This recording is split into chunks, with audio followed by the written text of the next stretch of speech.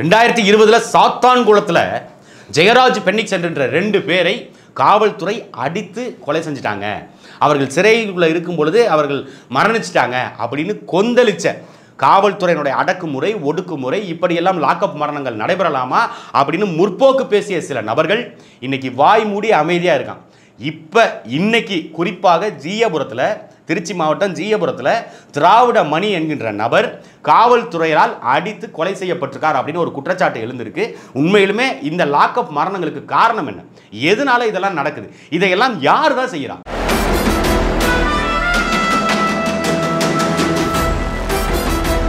அனைத்துவர்களுக்கும் அசுரனின் வணக்கம்.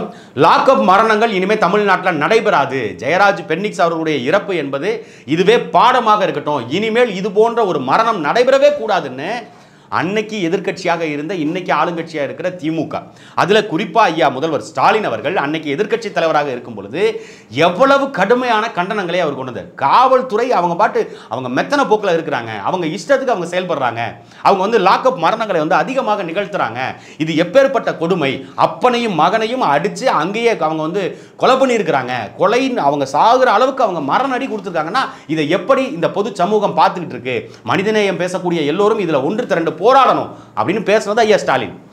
அந்த ஐயா ஸ்டாலின் அவர் பெத்தெடுத்த மகன் இருக்காருல்ல உதயநிதி ஸ்டாலின், இ பாஸ் அந்த காலகட்டத்தில் இ பாஸ் நடைமுறை இருந்துச்சு. இ பாஸ் கூட வாங்காம இங்கிருந்து அவசரமாக சாத்தாங்குளம் வரைக்கும் போய் அவங்க வீட்டில் போய் பார்த்து ஆறுதல் சொல்லிட்டு வந்தார். இன்னைக்கு துணை முதலமைச்சராக பொறுப்பேற்றிருக்கின்ற அந்த உதயநிதி ஸ்டாலின் அவர்கள். அன்னைக்கு போக தெரிஞ்ச உங்களுக்கு இன்னைக்கு தமிழ்நாடு முழுக்க நீங்கள் ஆட்சி பொறுப்புக்கு வந்த பிறகு 2021 நீங்கள் ஆட்சிக்கு வந்ததிலிருந்து 2024 இந்த செப்டம்பர் மாதம் முடியும் வரை 25க்கும் மேற்பட்ட லாக்அப் மரணங்கள் உங்களுடைய ஆட்சி காலத்தில், உங்களுடைய காவல்துறை கட்டுப்பாட்டில், காவல்துறையை கையில் வச்சிருக்கக்கூடிய, உள்துறையை கையில் வச்சிருக்கக்கூடிய ஐயா மு.க. ஸ்டாலின் கட்டுப்பாட்டில் இருக்கிற இந்த காவல் நிலையங்களில் எப்படி மரணங்கள் நிகழ்ந்தது? இதுக்கு ஏதாவது ஒரு பதிலை இந்த ஆட்சியாளர்கள் பேசியதுண்டா? இந்த ஆட்சிக்கு முட்டு கொடுத்து பேசுகிற அந்த திமுகவினுடைய ஒட்டுத்திண்ணைகள், இந்த திமுகவினுடைய வாடகை வாய்கள், எவனாவது ஒருத்தன் மனிதநேயம் பேசுறீங்களா? நீங்கள் மனிதநேயம் பேசுகிற எல்லாரும் இதை கண்டித்து ஏதாவது ஒன்று செஞ்சிருக்கீங்க? சொல்லு. 25 மரணங்கள் எப்படி நடந்துச்சு? யாராவது ஒருத்தர் பதில் சொல்லுவாங்களா? லாக்அப் மரணங்கள் நடக்கக்கூடாது, அரசு சட்டம் கொண்டு வருது, காவல்துறை கடுமையாக நடந்து கொள்ளக்கூடாது. இப்போ நம்ம இந்த மாதிரி ஒரு சம்பவம் நடந்துருச்சுன்னா உடனே டிஐஜிட்ட இருந்தோ இல்லை ஐஜி கிட்ட இருந்தோ ஒரு கடிதம் ஒன்று வரும், ஒரு பிரஸ் ரிலீஸ். காவல்துறை அதிகாரிகள் இனிமேல் மக்களிடம் அப்படி நடந்து கொள்ளக்கூடாது, விசாரணை என்ற பேரில் அவர்களை காவல் நிலையத்தில் கூட்டிட்டு போய் வச்சு அடிக்கக்கூடாது, விசாரணை என்கின்ற பேரில் அவர்களை இரவு முழுக்க காவல் நிலையத்தில் வைக்கக்கூடாது. இது எல்லாம் அவங்க அறிக்கையில் இருக்கு, சட்ட விதிகள் இருக்கு. ஆனால் சட்டத்தை காவல்துறை கடைபிடிக்குதா? காவல்துறை போடுகின்ற வழக்குகள் எப்படிப்பட்ட வழக்குகள் எல்லாருக்கும் தெரியும். கைது பண்ணது ஒரு இடமா இருக்கும், போடுறது ஒரு இடமா இருக்கும், அது பொய் வழக்காகத்தான் இருக்கும். அதில் ஒரு சில வழக்குகள் நேர்மையாக நியாயமாக போடுவாங்க. இப்போ அப்படி பார்க்கும் பொழுது இந்த திருச்சி மாவட்டத்தில் ஜீயபுரத்தில் திராவிட மணி என்கின்ற இந்த நபர் தாக்கி கொல்லப்பட்டதனுடைய பின்னணி என்ன? எதுக்காக அவர் தாக்கப்பட்டார்? அவர் யார்? இதையெல்லாம் பார்க்கணும்னா கொஞ்சம் நம்ம ஃப்ளாஷ்பேக்கு பின்னாடி போகணும். இப்போ சமீபத்தில் திருச்சி மாவட்டத்தில் பொறுப்பேற்ற நம்ம எஸ்பி வருண்குமார் அவர்கள் ஆப்ரேஷன் அகலி அப்படிங்கிற ஒரு ஆப்ரேஷனை போட்டு இங்கே இருக்கிற ரவுடிகளை, இங்கே இருக்கக்கூடிய கட்ட பஞ்சாயத்து செய்யக்கூடிய நபர்களை, இங்கே பண மோசடியில் ஈடுபடுறவங்க, நில அபகரிப்பில் ஈடுபடுறவங்க, இப்படி புகார்கள் வருது, அவர்களை கைது செய்து சிறைப்படுத்தணும் அப்படின்னு சொல்லி தான் ஆப்ரேஷன் அகலின்னு ஒன்று ஆரம்பித்தார். அந்த ஆப்ரேஷன் அகலியில் ஆரம்பித்து அதில் நிறைய பேரை கைது செஞ்சுருக்கிறாங்க. அதில் குறிப்பாக நாம் தமிழ் கட்சியை சார்ந்த சந்திரமௌலி அப்படிங்கிறவரை கைது பண்ணியிருக்கிறோம் அப்படின்னு காவல்துறை தரப்பில் ஒரு விளக்கம் கொடுத்துருந்தாங்க. அவர் வீட்டில் இருந்து பட்டாக்கத்திகள் பறிமுதல் செய்யப்பட்டுச்சு அப்படின்னு சொல்லி சொன்னாங்க. ஆனால் அவங்க சொன்னது காரில் எங்கேயோ ஒரு இடத்துல முக்கம்பூர்கிட்ட ஒரு அரசு பூங்காவுடைய செவுத்தில் அவர் இடிச்சுட்டு தப்பிச்சு ஓட பார்த்தாரு, நாங்கள் பிடிச்சிட்டோம் அப்படின்னு ஒரு வழக்கு போட்டிருக்காங்க. ஆனால் அதில் உண்மை நடந்தது என்ன அப்படிங்கிறது இங்கே இருக்கிறவங்களுக்கு தெரியும், குறிப்பாக அவங்க குடும்பத்தில் இருக்கிறவங்களுக்கு தெரியும். அவங்க குடும்பத்தில் இருக்கிறவங்க தெளிவாக சொல்கிறாங்க, அது ஒரு அட்டகத்தி. இங்கே வீட்டில் தான் அவரை கூட்டிகிட்டு போனாங்க. வீட்டில் 8-9 போலீஸ் கூட்டிகிட்டு போய் விசாரணைக்கு கூட்டிகிட்டு போய் அந்த பட்டாக்கத்தின்னு சொல்லி ஒரு அட்டகத்தி, அதை வளைச்சிங்கன்னா வளையும், அது சும்மா இதுக்காக ஷூட்டிங்காக, வீடியோ ஷூட்டிங்காக எடுத்தது, வாங்கினது, அதை வீட்டில் வச்சுருந்தாரு, அதை எடுத்துகிட்டு போய் இவங்க ஃபோட்டோ போட்டிருக்காங்க அப்படின்னு. அதை பார்க்கும்பொழுது அது நமக்கு சிரிப்பு தான் வருது. காவல்துறை இப்படியா போயிட்டாங்க? ஒரு அட்டக்கத்திக்கும் ஒரு உண்மையான கத்திக்கும் வித்தியாசம் தெரியாத அளவுக்கா இவங்க மாறிட்டாங்க. ஆனால் மக்களை ஏமாத்துறாங்க. அது விடுங்க, அவர் தவறு செஞ்சிருக்காரு, ஒருவேளை அவர் தவறு பண்ணியிருக்காருன்னா அவரை கைது பண்ணுங்க, சிறைப்படுத்துங்க, அதில் எந்த மாற்று கருத்தும் இல்லை. ஆனால் அதில் நாம் தமிழர் கட்சியில் சம்பந்தப்பட்டவங்களை தேடி தேடி கைது செய்த, இன்னொரு அரசியல் கட்சியில் இருக்கிறவங்களை தேடி தேடி கைது செய்த இந்த காவல்துறை இப்போ என்ன பண்ணியிருக்காங்க, இந்த திராவிட மணி அப்படிங்கிறவர் மீது என்ன வழக்கு போட்டிருந்தாங்க அப்படின்னா, அவர் பிளாக்ல சரக்கு விற்கிறாருங்க. சரக்கு விற்கிறத பிடிக்க போகும் பொழுது அவர் வந்து தகராறில் ஈடுபட்டார். அவரை கைது பண்ணி சிறைப்படுத்தி நாங்கள் கொண்டு போய் மத்திய சிறையில் திருச்சியில் அடைச்சிட்டோம் அப்படிங்கிறது காவல்துறையினுடைய ஸ்டேட்மெண்ட். அப்படி கொண்டு போய் விட்டவர் எப்படி 28ஆம் தேதி நெஞ்சுவலி வந்து இறந்தாரு அப்படிங்கிற கேள்வியை அவருடைய உறவினர்கள் கேட்குறாங்க. இந்த திராவிட மணி அப்படிங்கிறவருக்கு நம்ம ஆதரவாக பேசுகிறோமா அப்படின்னா இல்லை. திராவிட மணி தவறு செய்திருந்தால் அவரை நீங்கள் சட்டப்படி நீங்கள் அவருக்கு தண்டனை வாங்கி கொடுக்கணும், நீதிமன்றத்தில் கொண்டு போய் நிறுத்தணும், நீதிபதி தண்டனை கொடுப்பாங்க. சட்டத்துக்கு உட்பட்டு அவருக்கு என்ன தண்டனை கொடுக்க முடியுமோ அதை நீதிபதி கொடுப்பாங்க. ஆனால் அவரை தாக்குவதற்கு யார் அதிகாரம் கொடுத்தது? திராவிட மணியினுடைய மகள் ஒரு தொலைக்காட்சிக்கு பேட்டி கொடுத்துருக்காங்க. அந்த பேட்டியில் சொல்கிறாங்க, போர்டுக்கு பின்னாடி வச்சு 2 காவலர்கள் மஃப்டியில் வந்தவங்க எங்கள் அப்பாவை அடித்தாங்க, நான் கண்ணால் பார்த்தேன். ட்ரெயின் போனதுக்கப்புறம் நான் திருப்பி ட்ராக்கெல்லாம் ஓப்பன் பண்ணதுக்கப்புறம் பஸ்ஸில் இருந்துகிட்டே பார்த்தேன். அதுக்கப்புறம் அவங்கள காணோம், ஆட்டோவில் ஏற்றிட்டு போனாங்க. காவல்துறை முதல்ல எதுக்கு மஃப்டியில் வந்து கைது பண்ணணும்? இது ஒன்று. ரெண்டாவது, சாலையில் நிற்க வச்சு அடிக்கிறதுக்கு என்ன காரணம்? ஏதாவது காவல்துறை அவர் தாக்கியிருந்தாலோ இல்லை அவர் வந்து கொலை செய்ய முயற்சி செஞ்சிருந்தாலோ இப்போ நிறைய என்கவுண்டர்கள் நம்ம பார்க்குறோம், அந்த மாதிரி நீங்கள் வந்து செய்வீங்க. ஆனால் அவரை ஏன் தாக்கணும் அப்படின்னா, சாராயம் வித்தாரு, சரக்கு பிளாக்ல விற்கிறாரு, கைது பண்ணுங்க, கூட்டிட்டு போங்க, சிறைப்படுத்துங்க, நீதிபதி முன்னாடி நிறுத்துங்க, நீதிபதி தண்டனை கொடுத்துட்டு போவார். 70 நாளோ இல்லை 100 நாளோ நீ ஜெயிலில் இருப்பா, நீ இந்த மாதிரி சரக்கெல்லாம் விற்கக்கூடாது, அரசு அதுக்காக கடை போட்டு அதுக்கு ஒரு அமைச்சரை போட்டு அதை விற்கிறத கண்காணித்து அதை வந்து மாவட்ட ஆட்சியர்லாம் ஏன் சேல்ஸ் கம்மியாக இருக்குது அப்படின்னு கேள்வி கேட்டு இப்படி வந்து பல கட்டமாக அவங்க இந்த கடையை வியாபாரத்தை பெருக்கிறதுக்கு எவ்வளோ கஷ்டப்பட்டு இருக்காங்க. அப்படி இருக்கும்பொழுது நீ என்னப்பா பிளாக்ல சரக்கு விற்கிற, அப்படிலாம் விற்கக்கூடாதுப்பா அப்படின்னு நீதிபதிகள் கண்டித்து அவங்கள சிறைப்படுத்தலாம். அதுக்கு அவங்களுக்கு அதிகாரம் இருக்கு. ஆனால் அடிக்கிறதுக்கு காவல்துறைக்கு யார் அதிகாரம் கொடுத்தது? அவரை 26ஆம் தேதி கைது பண்ணி சிறையில் கொண்டு போய் வைக்காம அவரை இரவு முழுக்க விசாரணைங்கிற பேரில் இரவு நேரத்தில் காவல் நிலையத்தில் வைக்க வேண்டிய அவசியம் ஏன் வந்துச்சு? அதுவும் இல்லாமல் போக்குவரத்து காவல் நிலையத்தில் கொண்டு போய் ஏன் வைக்கணும்? நீங்கள் சரக்கு வித்தாரு, பிளாக்ல வித்தாரு அப்படின்னா அவரை கூட்டிகிட்டு போய் வழக்கு பதிவு செய்து எஃப்ஐஆர் பதிவு செய்து அவரை சிறைப்படுத்தணுமே ஒழிய இரவு முழுக்க போக்குவரத்து துறையினுடைய அந்த அலுவலகத்தில் போக்குவரத்து காவலர் அறையில் எதுக்காக அவரை தங்க வச்சிருக்கணும் இப்படிங்கிற கேள்வி. இப்போ இதுக்கெல்லாம் யார் பதில் சொல்லுவோம்? இந்த மாதிரி இந்த ஒரு சம்பவம் இல்லை, தமிழ்நாட்டில் இந்த 4 ஆண்டு காலத்தில் 25 மரணங்கள் இது மாதிரி நடந்திருக்கு. சென்னையில் ஒரு பையனை சாலையில் அடித்து சிசிடிவி காட்சிகள் வெளியே வந்துச்சு. காவல்துறை சாலையில் விரட்டி அடித்தது, அந்த பையன் இறந்து போனது அது வெளிப்படையாக தெரிஞ்சுது. அதே போல் முருகேசன் ஒருத்தர் சேலத்துக்கிட்ட செக் போஸ்ட்லேயே வச்சு தாக்கப்படுறாரு. செக் போஸ்ட்டில் அடித்து அவரை கொலை செய்கிறாங்க. அவர் திருப்பி ஸ்டேஷன் கொண்டு போகிறாங்க. அவர் வந்து காக்காவளிப்பு வந்து இறந்து போயிட்டார். காவல் நிலைய மரணங்கள் எப்போதுமே இப்படி தான் சொல்லுவாங்க, காக்காவளிப்பு வந்து இறந்துட்டாருங்க, நெஞ்சோலி வந்து இறந்துட்டாருங்க, அவரால் முடியலைங்க. குறிப்பாக இந்த திராவிட மணி தாக்கப்பட்டிருக்காரு அப்படிங்கிறதுக்கு இன்னொரு சாட்சி, காலை உடைச்சிருக்காங்க. அவங்க மகள் பேட்டி கொடுக்குறாங்க, காலை உடைச்சிட்டாங்க, அது நாங்கள் எங்களுக்கு தெரியவே தெரியாது, நாங்கள் ஐசியூவில் போய் பார்க்கும் பொழுது ஹாஸ்பிட்டலில் போய் பார்க்கும் பொழுது தான் தெரியும், 1.5 நாள் ஹாஸ்பிட்டலில் வச்சுருந்தாங்க, ஐசியூவில் வச்சுருந்தாங்க, ஆனால் எங்களை பார்க்க அனுமதிக்கலை. ஒரு போர்டு மறைச்சிட்டு இருந்துச்சு. அந்த போர்டுக்கு அந்த சைடு வந்து சண்டை நடந்துருச்சு. அந்த போர்டு மறைச்சிட்டு இருக்கவும் எனக்கு என்ன சண்டைன்னு தெரியல. சரி நானும் என்ன சண்டைன்னு பார்ப்போம்னு சொல்லி எட்டி பார்த்தப்ப 2 போலீஸ் வந்து மப்டியில் இருந்தாங்க. அந்த 2 பேர் வந்து எங்கள் அப்பாவை பிடிச்சி சட்டையை பிடிச்சி இழுத்து அடித்து ஆட்டோவில் ஏற்றுற நான் பார்த்தேன். சரி நான் இறங்கி போனான்னு பார்க்குறதுக்குள்ளே ட்ரெயின் வந்துருச்சு. டக்குன்னு ட்ரெயின் வந்தோடனே ட்ரெயின் போனதுக்கப்புறம் கேட் எடுத்துட்டாங்க. பஸ்லேருந்து கீழே இருக்க முடியாதுன்னு சொல்லிட்டு பஸ்லேயே இருந்தேன். நேற்றுலேருந்து நைட்டு ஃபுல்லாக பார்க்கவே விடல, காலையிலையும் பார்க்க விடல. காலையில் நாங்கள் எங்கள் ஜிஹெச்சுக்கு வந்துட்டோம், இங்கே வந்து எங்களை பார்க்க விடல. அதுக்கப்புறம் எல்லோரும் போராட்டம் பண்ணதுக்கப்புறம் தான் கொஞ்சம் பார்க்க விட்டாங்களே. ஃபஸ்ட்டு ஐஸில் போட்டு வச்சிருந்தனால அடித்ததெல்லாம் தெரில.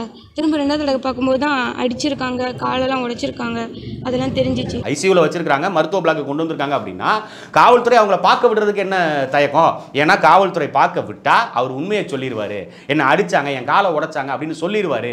இப்படித்தான் எல்லா வழக்குகள்லையும் காவல்துறை கைது பண்ணுதுன்னா உடனே கை காலை உடைக்கிறது, உடனே வந்து இது பண்ணுறது. மனித உரிமை மீறல்கள்னு பேசினேன், அன்னைக்கு பேசினேன். யாராவது ஒருத்தர் இன்னைக்கு பேசுவாங்க அப்பட்டமான மனித உரிமை மீறலில் காவல்துறை ஈடுபடுது. ஏன் இதை நம்ம அழுத்தி சொல்கிறோம்? அதுவும் குறிப்பாக எஸ்பி வருண்குமார் அவர்களை ஏன் சொல்கிறோம்னா, கண்ணன் திருப்பதி அப்படின்னு நாம் தமிழர் கட்சியை சார்ந்த 2 பேர் கைது செய்யப்படுறாங்க.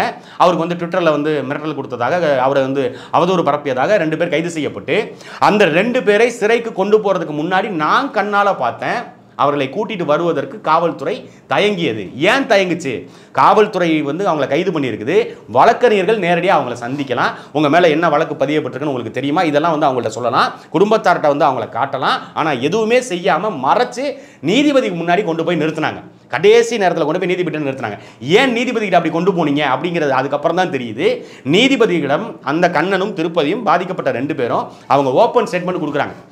எஸ்பி வருண்குமார் எங்களை அடித்தார், எங்களை தாக்குனாரு, எங்கள் உடம்புல வந்து அங்கங்கே லத்தியை வச்சு அடித்தாங்க, கையை நீட்ட சொல்லி அடித்தாங்க அப்படிங்கிற ஸ்டேட்மெண்ட்டை நீதிபதி முன்பாக கண்ணனும் திருப்பதியும் கொடுத்துருக்காங்க. நீதிபதி உண்மையிலுமே நம்ம நீதிபதிகள் மீது நமக்கு மிகப்பெரிய மரியாதை. சட்டத்தை பாதுகாக்கிறதுக்கு 4 துறை இருக்குது, 4 தூண்கள் இருக்குது. அந்த 4 தூணில் மிகப்பெரிய தூண் இந்த நீதிமன்றங்கள் தான். அந்த தூணை நீங்கள் கொஞ்சம் விலகி நிற்கிறீங்க, சட்டத்தை நீங்கள் பாதுகாக்க முடியல அப்படின்னா அது மக்களுக்கு எப்படி நம்பிக்கை வரும்? இந்த சட்டத்தின் மீது எப்படி நம்பிக்கை வரும்? நீங்கள் அன்னைக்கே கண்ணன் திருப்பதியை தாக்கிய எஸ்பி வருண்குமார் அவர்கள் மீது அவங்க குற்றச்சாட்டு வைக்கிறாங்கன்னா அதை விசாரணைக்கு உட்படுத்தியிருந்து நடவடிக்கை எடுத்திருந்தா இன்னைக்கு திராவிட மணி அப்படிங்கிற இந்த நபர் காவல்துறையில் அடித்து கொலை செய்யப்பட்டிருப்பாரா? இதில் ஏன் வருண்குமார் சொல்கிறோன்னா அது அவரோட லிமிட்டில் வருது, எஸ்பி லிமிட்டில் வருது. இப்போ சாத்தான்குளத்தில் ஜெயராஜ் பென்னிக்ஸ் அவங்க 2 பேரும் கொலை செய்யப்பட்ட வழக்கில் அந்த காவல்துறை ஆய்வாளர், அந்த காவல் நிலையத்தில் இருக்கிற ஏட்டுகள், அவங்களுடைய உயர் அதிகாரிகள் எல்லார் மீதும் வழக்கு பதிவு செய்யப்பட்டுச்சு. அவர்கள் எல்லாருக்கும் நீங்கள் சஸ்பெண்ட் கொடுத்தீங்க. அப்படி இப்போ திராவிட மணி அவர்களுடைய இந்த வழக்கில் நீங்கள் சஸ்பென்ஷன் கொடுக்கணும்ல. காவல்துறை உண்மையிலுமே நீங்கள் முறைப்படி செய்கிறீங்கன்னா அந்த காவல்துறை அதிகாரி யார், ஆய்வாளரோ இல்லை துணை ஆய்வாளரோ இல்லை கான்ஸ்டபிளோ ஏட்டோ யார் கூட்டிகிட்டு போனாங்களோ, யார் அவரை கைது பண்ணி அடித்தாங்களோ அவர்கள் மீதும் நடவடிக்கை எடுக்கணும். அதுக்கு முழு பொறுப்பு ஏற்க வேண்டிய கண்காணிப்பாளர், காவல்துறை கண்காணிப்பாளர் எஸ்பி வருண்குமார், அவர் மீது நீங்கள் நடவடிக்கை எடுக்கணும். ஏன்னா அவருடைய கட்டுப்பாட்டில் இது நடக்குது. அவருக்கு தெரியாமல் அங்கே காவல்துறையில் யாரையும் தாக்க போகிறது இல்லை, அவர்கிட்ட இன்ஃபர்மேஷன் கொடுக்காம யாரையும் கைது செய்ய போகிறது இல்லை. இது எல்லாருக்குமே தெரியும். எஸ்பி கிட்ட சொல்லிட்டு அது குறிப்பாக இந்த மாதிரி மஃப்டியில் வர்றாங்க அப்படின்னாலே அவங்க எஸ்பி டீமாக தான் இருப்பாங்க.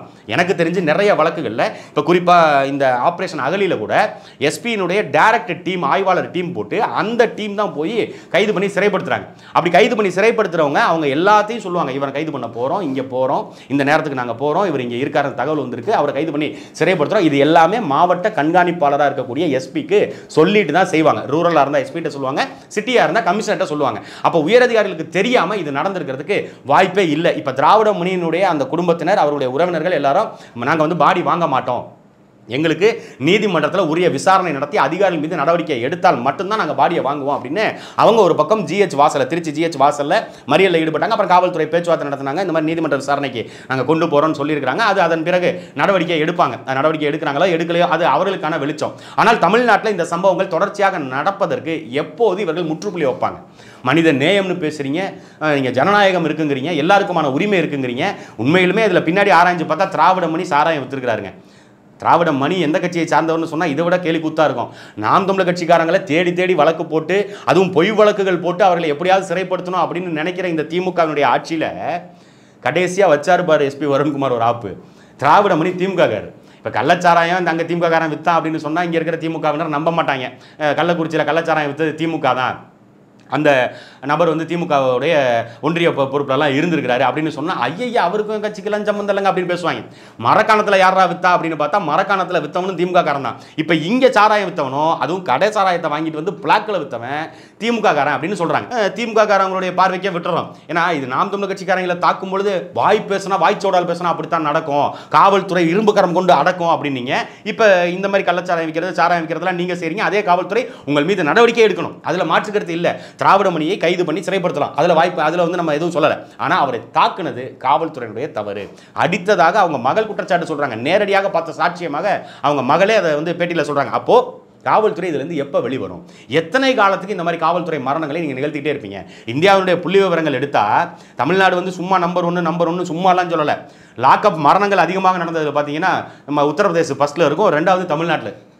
அப்போ தமிழ்நாடு முதலிடத்துக்கு போகிறதுக்கு முயற்சி செஞ்சுக்கிட்டு இருக்கீங்களா? எதில் முன்னுக்கு போகிறதுன்னு இல்லை. காவல்துறை இவ்வளவு கட்டுப்பாடுகள் விதித்தும், இவ்வளவு அவங்களுக்கு பிரச்சனை இருந்தும், அவங்களுக்கு இவ்வளவு விதிகள் கொடுக்கப்பட்டும் அவங்க விதியை மீறி இப்படி செயல்படுவதை காவல்துறை அதிகாரிகள் பார்த்துக்கிட்டு பொறுமையாக இருக்கக்கூடாது.